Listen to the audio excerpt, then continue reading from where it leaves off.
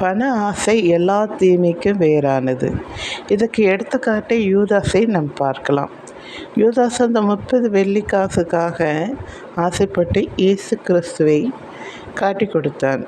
லாஸ்டில் அவர் உத்தமமான மனுஷனை காட்டி கொடுத்தமே என்று அவன் என்ன செய்தான்? நாண்டு கொண்டு செத்தான். மன்னிப்பு கேட்காமல் நாண்டு கொண்டு செத்தான். இன்னொரு இதில் பார்த்தீங்கன்னா, ஐஸ்வர்யவான் தேவனுடைய ராஜ்யத்தில் பிரவேசிக்க முடியாது. ஒட்டகம் கூட ஊசி காதில் நுழைஞ்சிடும், ஆனால் ஐஸ்வர்யவான் தேவனுடைய ராஜ்யத்தில் பிரவேசிக்க முடியாது என்று ஆண்டவர் சொல்லுகிறார். இதுவும் பார்த்தா இதுக்கும் யூதாசு ஒத்து வரதை நாம் பார்க்குறோம்.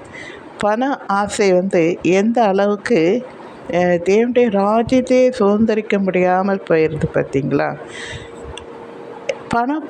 பண தேவை தான், ஆனால் அது எவ்வளோ யூஸ் ஆனதுன்னு நமக்கு நல்லா தெரியும். ஆனால் தேவையானது ஒன்றே போதும் என்ற மனதொன்றே இருக்க வேண்டும். சிலருக்கு பார்த்திங்கன்னா பணம் அவ்வளோ ஆசைப்படுவாங்க. நகை வாங்கணும். அப்போ ஹீரோவில் அவ்வளோ நகை இருக்கும், எல்லாம் இருக்கும். ஆனாலும் மேலே சம்பாதிக்கணும், மேலே அவங்களுக்கு அந்த பணத்து மேலே அவ்வளோ இதுவாக இருப்பாங்க. அதனால தான் ஆண்டவர் சொல்கிறாரு, ஐஸ்வர்யவானுக்கு போக முடியாது பரலோக ராஜ்யத்துக்கு அப்படின்னு சொல்லப்படுகிறது.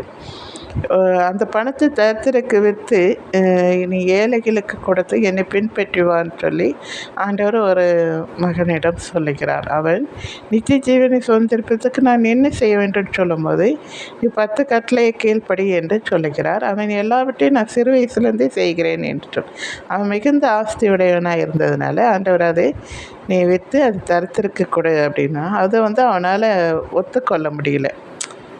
அவன் அப்படியே திரும்பி போனவனாய் ஆகிவிட்டான். அப்போ தான் ஆண்டவர் சொல்கிறார் இந்த வார்த்தையை, ஒட்டகம் கூட ஊசி காதிலே நுழைந்து விடும், ஆனால் ஐஸ்வர்யவான் பரலோக ராஜ்யத்தில் பிரவேசிக்க மாட்டான் என்று மெய்யாகவே சொல்லுகிறேன் என்று சொல்லுகிறார். எத்தனை உண்மையானது பார்த்தீங்களா? தேங்க்யூ.